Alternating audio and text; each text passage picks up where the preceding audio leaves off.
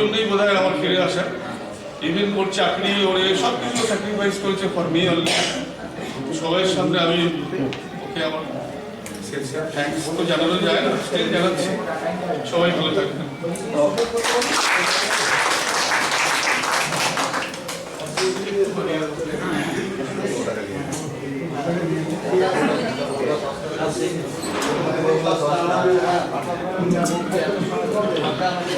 হ্যাঁ, হ্যালো। এরপরে আমাদের উত্তরসূরিরা তাদের কাছ থেকে একটু গান বা কিছু শুনবো, তারপরে পরবর্তী প্রোগ্রামে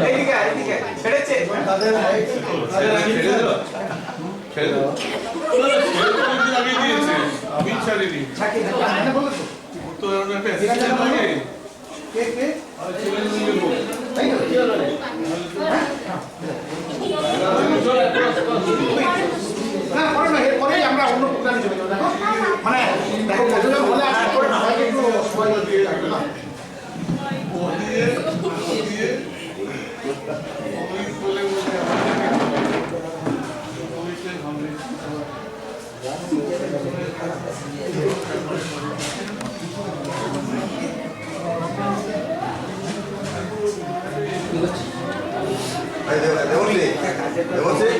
একটু প্রোগ্রাম নিয়ে নিই, গিয়ে তারপরে এবার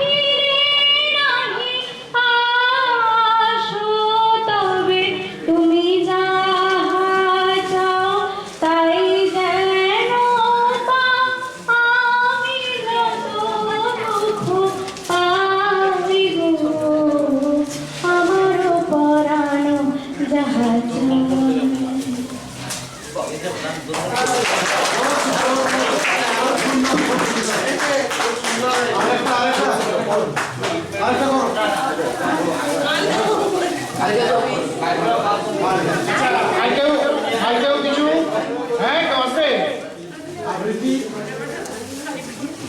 আবৃত্তি বা গান, হ্যাঁ হ্যাঁ, তার কারণ শোনো, তোমাদের সময়ের পরে অন্যদিকে চলে গেলে আর মাইক্রোফোন ধরে নেওয়া যায়। হ্যাঁ, শুনুন, এখানে গলা জড়িয়ে গেলেও কোনো আপত্তি নেই, কিন্তু এটাই হচ্ছে আমাদের যে আমরা যারা আমি যেটা আমাদের বলছি, যেটা এতদিন আমাদের একটা হোয়াটসঅ্যাপ গ্রুপ আছে, যেটা লেখা আছে এসএস পাটনা ব্যাচ 88 সুবোধ পালক বলে লেখা ছিল। আজ থেকে সেটা পরিবর্তন হবে, এসএস পাটনা, ঠিক আছে, ব্যাচ 88 সুবোধ পালক নয়, সুখী পরিবার। আজ থেকে এই নামটা চেঞ্জ হবে। মানুষের দায়িত্বে আছে, মানুষ আজকের মধ্যে এটা ওই নামটা চেঞ্জ করি। আমি চাই আগামী দিন আমাদের প্রত্যেকের স্ত্রী, প্রত্যেকের ছেলেমেয়েরা আসার সুযোগ যাতে পায়। যদি শুনুন, কেউ ব্যস্ত থাকতে কিছু করার নেই। যেমন আমার ছেলেই আজকে আসার কথা ছিল, কিন্তু বিশেষ কারণে বলতে কালকে এত তার শরীর খারাপ, আপনাকে নিয়ে আসতেই পারিনি। আমার স্ত্রীও এখন রাস্তায় আসছে, আমি মানে প্রোগ্রামটার জন্য ছুটে চলে এসেছি। মানে কালকে এত যে আমি আসতেই পারবো না এমন অবস্থায়, ঠিক আছে? সেটার জন্য নয়, কিন্তু এই যে সবাইকে আমরা পেয়েছি এটাই সবচেয়ে ভালো। সেই জন্য বলছি আগামী দিন আপনারা সবাই আসুন, দেখবেন একটা দিন খুব ভালো লাগবে সবাই, ঠিক আছে? এইটা আশা করে থাকলাম। সেই জন্য গানটা ভেঙে যাওয়াটা ব্যাপার না, এই আনন্দটাই ব্যাপার, ঠিক আছে?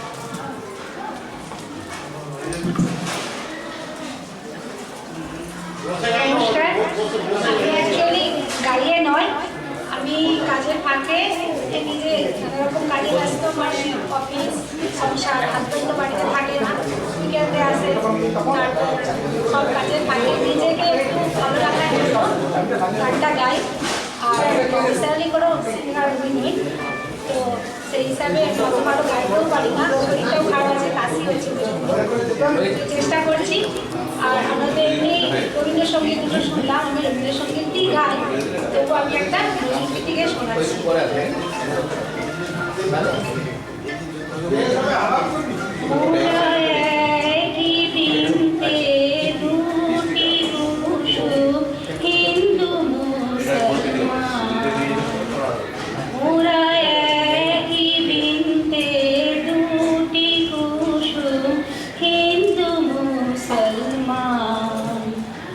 হিন্দু তার নয়ন মনি, হিন্দু তাহার রাম, হিন্দু মুসলমান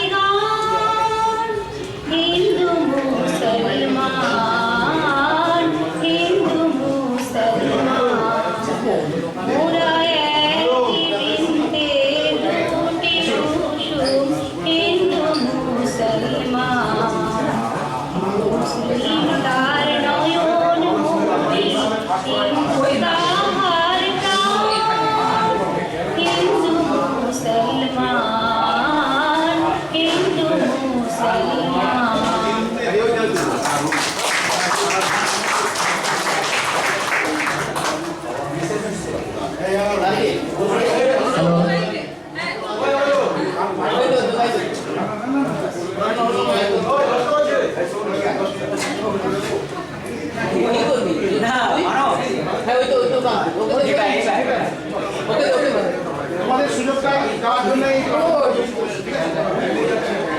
এই আসতে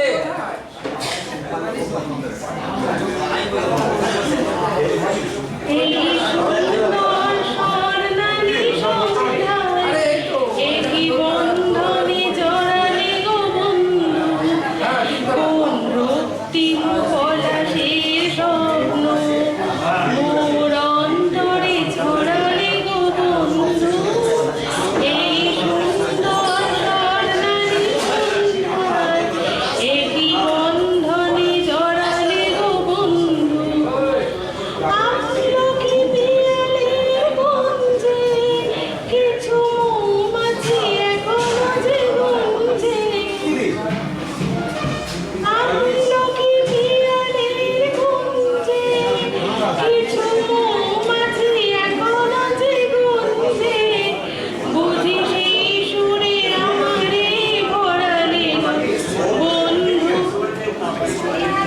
এই সুন্দর স্বর্ণালী সন্ধ্যায় একই বন্ধনে জড়ালে গো বন্ধু, বাতাসের কথা সে তো কথা নয়, রূপ কথা জুড়ে তার বাসিতে, আমাদের মুখে কোনো কথা নেই, শুধু দুটি আঁখি ভরে রাখি হাসিতে।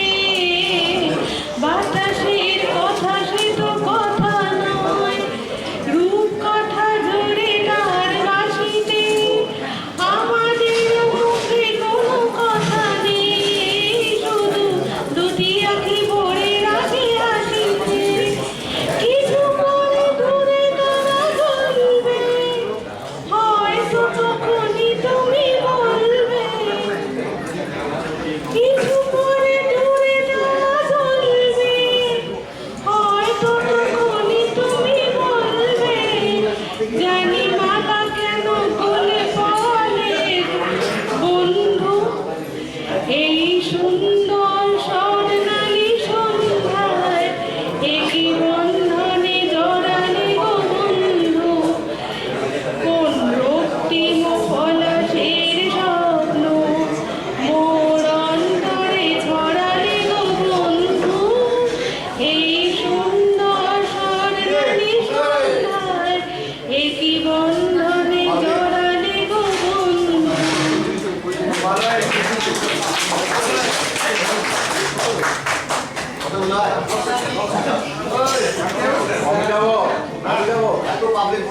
আমি দর্শকদের উদ্দেশ্যে বলছি, সব মেয়েগুলোকে একসঙ্গে দিয়ে দাও, তারপর সব ছেলেগুলোকে দিলে মেয়েগুলো বুঝতে পারি যাবে, কারণ আমাদের যা সুন্দর সুন্দর বল আছে ওদের মাঝে মাঝে দাও। আমি ওদের তোমাদের ছেড়ে দেবো, এবার তোমরা এবার মানে ওদিকে ছেড়ে দিবো, মানে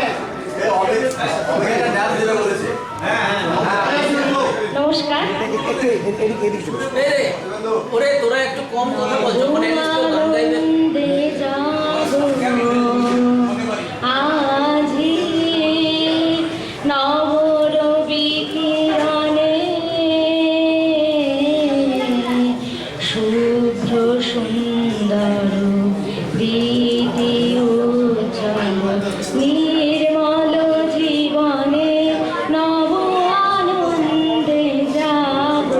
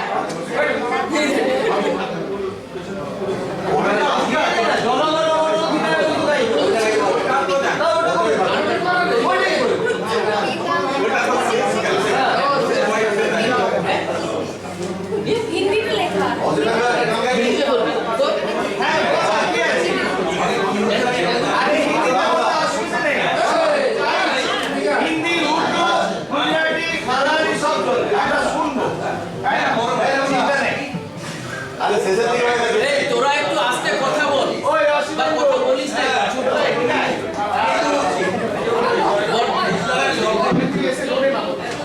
আমরা শুনছি যে শোনার শুনে যাবে। আমি একটা নিজের লেখা কবিতা বলছি রিসেন্টলি স্কুল লাইফ নিয়ে একটা লিখেছিলাম তো হিंदीতে लिखेছি कवितार नाम ये उन दिनों की बात है।